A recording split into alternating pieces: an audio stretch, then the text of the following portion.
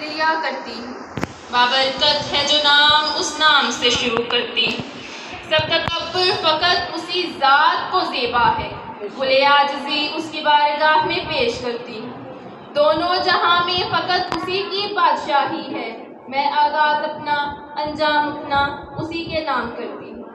اما بعد، کروڑوں درود مصطفیٰ کی ذات پر، بارش انوار کی جس نے ظلمات کی رات پر، ارض و سما میں اس سے کوئی معتبر نہیں، بھیجتا ہے خدا بھی درود اسی کی ذات پر محمد و آل محمد بلندتر صلوات۔ اللہم صلی علی محمد و آل محمد۔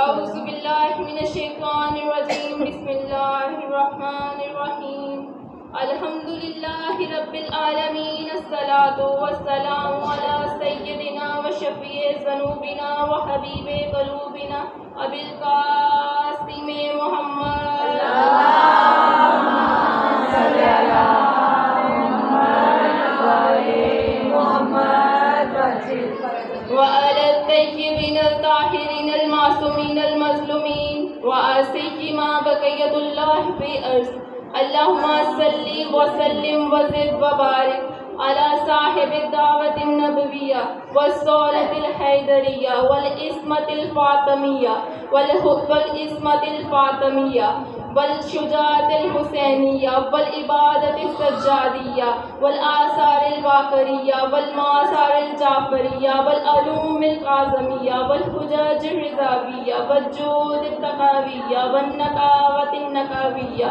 والهيبة الأصغرية والغيبة الإلهية۔ اللہم صلی علی محمد و آل محمد وعجل فرجنا۔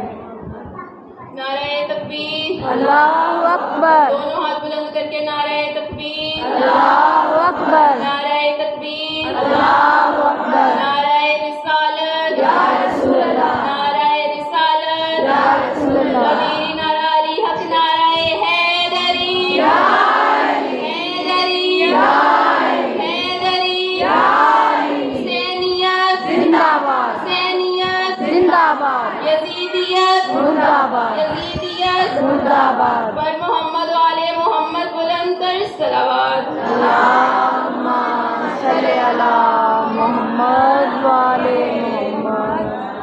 بدعت کے چوروں پر لعنت، بے شمار، بدعت کے چوروں پر لعنت، بے شمار، کربلا کے قاتلوں پر لعنت، بے شمار، محمد و آل محمد کے ہر زندہ مردہ دشمن پر لعنت، بے شمار، ہر زندہ مردہ دشمن پر لعنت، بے شمار، مجلس اعضاء کے دشمنوں پر لعنت، بے شمار۔ پر محمد و آل محمد بلندتر صلوات۔ اللہم صلی علی محمد و آل محمد۔ جیسا کہ میں نے کل عرض کیا تھا کہ یہاں مجلس حسین میں آنے کا ایک مقصد ہے، ہم یہاں اگر آ کر بیٹھے ہیں تو کچھ نہ کچھ سیکھنے کے لیے بیٹھے ہیں، اور صرف سیکھنے کے لیے نہیں بیٹھے، اگر ہم یہاں سے علم لے کر جا رہے ہیں تو ہمارا یہ فرض ہے کہ ہم اس پر عمل کریں، کیونکہ جتنا بھی علم ہمارے پاس ہوگا وہ کسی کام کا نہ ہوگا جب تک عمل نہ ہوگا۔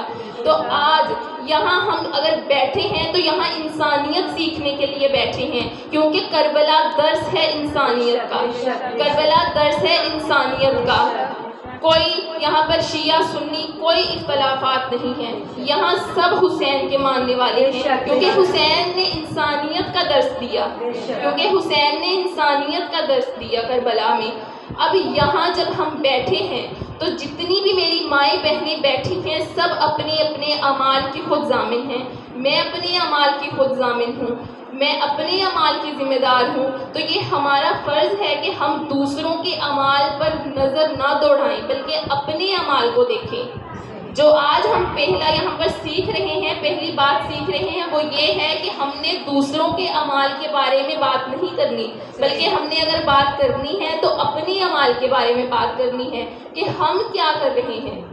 اسی لیے میں اپنے اعمال کے بارے میں اس کو مد نظر رکھتے ہوئے یہ بات کروں گی کہ جب میں الاجل کی صدا بلند کرتی ہوں تو مجھے لگتا ہے کہ میرے امام مجھے کہتے ہوں گے دل سے لبیک کہا ہو تو کوئی بات بنے، دل سے لبیک بات بنے، خون اشکوں میں ملا ہو تو کوئی بات بنے، قرض غیبت کا ادا ہو تو کوئی بات بنے، مثل حر محو بگا ہو تو کوئی بات بنے، فاصلے چند ہی لمحوں میں سمٹ سکتے ہیں، تم اگر چاہو تو ہم آج پلٹ سکتے ہیں، تم اگر چاہو تو ہم آج پلٹ سکتے ہیں، سب کی آنکھیں ہیں کھلی پر کوئی بیدار نہیں، 313 سپاہی میرے تیار نہیں، میں وہ یوسف ہوں جس کا کوئی خریدار نہیں، اتنا تنہا تو کسی قوم کا سردار نہیں، جو گزرتی ہے میرے دل پہ سناؤں کیسے، تم مجھے خود ہی بتاؤ کہ میں آؤں کیسے۔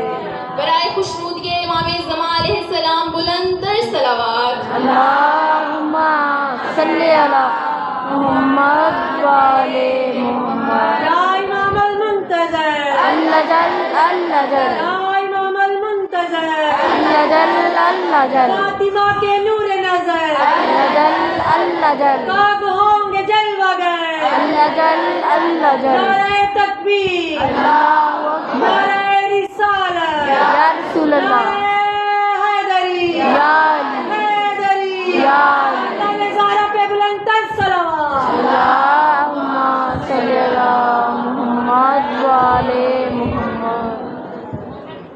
مومنات، سر اٹھا کر جینے کے واسطے فقط یہی کافی ہے کہ ہم اللہ کے بندے ہیں، محمد مصطفیٰ صلی اللہ علیہ وآلہ وسلم کے امتی ہیں۔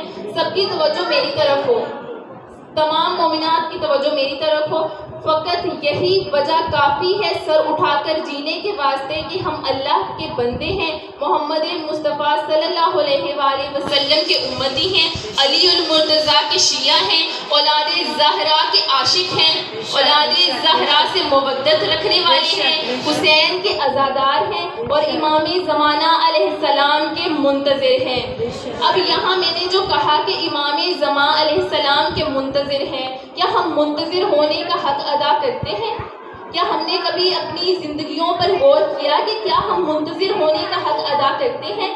کیا قرآن میں وہ واقعہ پڑھا کہ جب یعقوب انتظار کر رہے تھے یوسف سے ملنے کا، تو کیسا انتظار تھا یعقوب کا یوسف سے ملنے کا؟ یوسف سے محبت تھی نا ان کو، مودت تھی نا ان کو، اتنی محبت تھی کہ دن رات نہیں دیکھتے تھے، بس آنسو بہاتے تھے، تڑپتے تھے، اور تڑپ تڑپ کر کبھی سر پہ ہاتھ مارتے تھے، کبھی سینے پہ ہاتھ مارتے تھے، کبھی زانوں پہ ہاتھ مارتے تھے، اور مار کر کہتے تھے یوسف، ہائے میرا یوسف، ہائے میرا یوسف۔ آج جو ہم ہائے حسین کی صدا بلند کرتے ہیں، اگر کوئی ہمیں کہتا ہے کہ قرآن سے ماتم ثابت کرو تو یہ کافی ہے کہ یعقوب جب بچھڑے تھے یوسف سے، یوسف تو زندہ تھے نا، تو یعقوب کیوں گریا کرتے تھے، یعقوب کیوں روتے تھے، یعقوب کیوں کہتے تھے ہائے یوسف، اور کیوں مارتے تھے ہاتھ سینے پہ، کیوں مارتے تھے ہاتھ سر پر، کیوں مارتے تھے ہاتھ زانوں پر؟ وہ گریا و ماتم کرتے تھے اور کر کے منتظر ہونے کا حق ادا کرتے تھے کہ اگر آج میں یوسف کا انتظار کر رہا ہوں، تو وہ بتا رہے تھے کہ اگر تم نے انتظار کرنا ہے تو کس طرح سے کرنا ہے۔ لیکن ہم اپنی زندگیوں میں پھر ہم کی بات نہیں کروں گی، اپنی بات کروں گی کہ میں اپنی زندگیوں میں اتنی مصروف ہو جاتی ہوں کہ کبھی کبھار میرے ذہن سے نکل جاتا ہے کہ میں امام زمان کے منتظر ہوں، میں امام زمان کی منتظر ہوں، کیونکہ ہمارا دماغ اتنا بڑا تو ہے نہیں کہ اس میں ہم بہت ساری چیزیں پر وقت کر سکیں، ایک وقت میں ہم اتنا کچھ یاد نہیں رکھ سکتے۔ اگر ہم ایک کام کر رہے ہیں، ہمیں دوسرے کام کا علم نہیں ہوگا، تو اس لیے میرے ذہن سے کبھی کبھار نکل جاتا ہے کہ میں امام زمانہ علیہ السلام کی منتظر ہوں، ان کا انتظار کر رہی ہوں۔ لیکن عزیزان محترم، یہ میں دعوے کے ساتھ کہہ سکتی ہوں کہ جتنے بھی مومنین ہیں، جتنے بھی علی کے شیعہ ہیں، جتنے بھی اولاد سیدہ سے عشق کرنے والے ہیں، جتنے بھی اولاد سیدہ کے عاشق ہیں، ان کے ذہنوں سے تو نکل سکتی ہے یہ بات، لیکن دل سے نہیں نکل سکتی، کیونکہ دل میں عشق ہے۔ کون سا عشق ہے؟ عشق، اور وہ بھی عشق علی، عشق اور وہ بھی عشق علی۔ میں نے کل بیان کیا تھا کہ سب سے بڑی نعمت کیا ہے؟ عشق علی ہے، ولایت علی ہے، ولایت علی سب سے بڑی نعمت ہے، عشق اور وہ بھی عشق علی۔ یہ عشق کب سے ہے؟ نہ کب تھا، نہ جب تھا، نہ کب تھا، نہ خط کی خبر تھی، نہ عشق کی نظر تھی، ایک لا الہ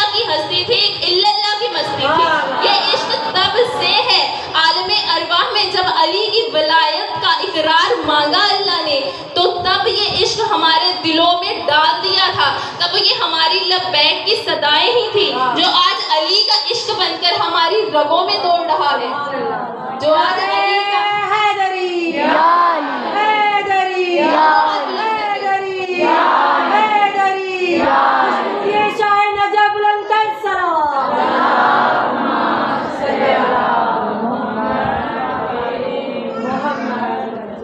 عزیزان محترم، کل مجلس کا اختتام جہاں سے کیا تھا آج آغاز وہیں سے کریں گے، کیونکہ ہم وہ قوم ہیں جن کا دعویٰ یہ ہے کہ 1000 بار مر کر جب بھی زندگی عطا ہوگی علی سے ابتدا ہوگی، علی پہ انتہا ہوگی۔ تو آج کل ہم نے جہاں اختتام کیا تھا آج وہیں سے ہم آغاز کریں گے۔ 18 ذوالحج کو رسول نے اللہ کے حکم سے علی کو مولا بنایا۔ میں لفظوں کو تبدیل کر دوں اور تبدیل کر کے یوں کہہ دوں کہ علی کو رسول نے اپنا جانشین بنایا۔ کس کے حکم سے؟ اللہ کے حکم سے۔ میں لفظوں کو اور تبدیل کر دوں، میں یہ بتا دوں کہ علی کو خلیفہ بنایا، خلیفہ تو وہ بلا فصل بنایا، رسول کے بعد بغیر فاصلے کے خلیفہ بنایا۔ رسول نے اپنا جانشین منتخب کیا، کس کو؟ علی کو۔ رسول نے علی کو اللہ کا ولی بنایا، کس کے حکم سے؟ اللہ کے حکم سے۔ میں نے کل بتایا کہ رسول اپنے ہونٹوں کو جنبش تک نہ دیتے تھے جب تک کہ وہ وحی نہیں کرتا تھا، رسول وحی کرتے تھے جو وہ وحی کرتا تھا۔ رسول نے کبھی قدم تک نہ اٹھایا جب تک اس کا حکم نہ آیا۔ تو اب اللہ نے حکم دیا رسول کو کہ علی کو میرا ولی بناؤ، علی ولی اللہ کا اقرار کرواؤ، لوگوں سے علی ولی اللہ کا اقرار کرواؤ، کیونکہ قرآن میں اللہ نے ارشاد فرمایا یا ایھا الذین آمنوا اطیعوا اللہ و اطیعوا الرسول و اولی الامر منکم۔ اب یہ یہاں اللہ کن سے مخاطب ہے؟ یہاں اللہ مومنوں سے مخاطب ہے۔ یہاں اللہ نے کہا یا ایھا الذین آمنوا، اے ایمان لانے والو، اے ایمان لانے والو۔ اب یہاں قرآن میں 2 لفظ استعمال ہوتے ہیں، ایک مومن اور ایک مسلمان۔ کچھ لوگ کہتے ہیں مومن اور مسلمان ایک ہیں، اس کی مجلس بھی ہم پڑھیں گے، آگے تفصیل کے ساتھ اس کی بات ہوگی، یہ میرا موضوع نہیں ہے، لیکن میں بتا دوں کہ مومن اور ہے، مسلمان اور ہے، مومن اور ہے۔ اب جہاں اللہ نے کہا ایمان والو، اب یہاں اللہ ایمان والوں سے مخاطب ہے، ان سے مخاطب ہے جو کل ایمان کا اقرار کرتے ہیں، کل ایمان پر ایمان رکھتے ہیں۔ اب اللہ ان سے مخاطب ہو کر کیا کہہ رہا ہے؟ اللہ نے کہا اطیعوا الرسول اطیعوا اللہ و اطیعوا الرسول و اولی الامر منکم، اللہ کی اطاعت کرو، رسول کی اطاعت کرو اور اولی الامر کی اطاعت کرو۔ اب یہاں اللہ نے 3 اطاعتوں کا حکم دیا ہے، اور وہ بھی ایک ساتھ، 3 اطاعتوں کا حکم دیا ایک ساتھ۔ اب یہاں اللہ نے اگر 3 اطاعتوں کا ایک ساتھ حکم دیا ہے تو کچھ نہ کچھ ایسا تو ہوگا جو ان تینوں میں سیم ہوگا، سیم ایز اٹ از ویسا ہوگا جیسا ایک میں ہوگا۔ میں نے کل بھی بیان کیا یہ 14 خدا نہیں ہے مگر خدا سے جدا نہیں ہے، جو ایک کی صفت ہے وہ 14 کی صفت ہے، جو ایک کی شان ہے وہ 14 کی شان ہے۔ ایک کا بھی ذکر کرو گے 14 کا ذکر بن جائے گا۔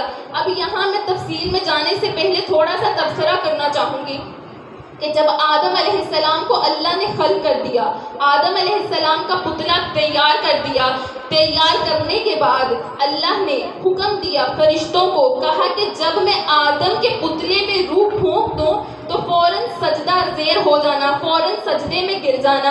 اب اللہ نے یہاں کہا کہ جب میں روح پھونک دوں پھر سجدہ کرنا، اگر روح پھونکنے سے پہلے پتلے کو سجدہ کرو گے تو بت پرستی ہو جائے گی، اس لیے جب میں روح پھونک دوں تو فوراً آدم کو سجدہ کر دینا، سب کے سب آدم کو سجدہ کر دینا، اور اللہ کے حکم کے مطابق سب نے سجدہ کیا سوائے ایک ابلیس کے۔ تو اللہ نے قرآن میں ارشاد فرمایا قال یا ابلیس ما منعک ان تسجد، تجھے کس نے، اے ابلیس تجھے کس نے منع کیا اس کو سجدہ کرنے سے؟ لما خلقت بیدی، جس کو میں نے خلق کیا اپنے ہاتھوں سے، جس کو میں نے خلق کیا اپنے ہاتھوں سے، اس کو سجدہ کرنے سے تجھے کس نے منع کیا؟ استکبرت، کیا تو نے تکبر کیا؟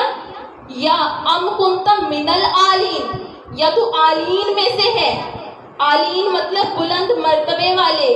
अब इस आयत से ये साबित होता है कि वहाँ कुछ आलीन हस्तियां मौजूद थी जो सजदा करने पर मामूर नहीं थी। अब आलीन को थोड़ा और बयान कर दूं ताकि आपको समझने में आसानी हो जाए, क्योंकि आपके मुरझाए हुए चेहरे बता रहे हैं, शायद मैं समझा नहीं सकी आपको। आलीन लफ्ज निकला है अली से, अली की जमा है आलीन, आलीन जमा है अली की, अली का मतलब है बुलंद, आलीन मतलब बुलंद मर्तबे वाले। अब वहाँ कुछ हस्तियां ऐसी मौजूद थीं जिन्होंने आदम को सजदा नहीं करना था, जो मामूर नहीं थी आदम को सजदा करना।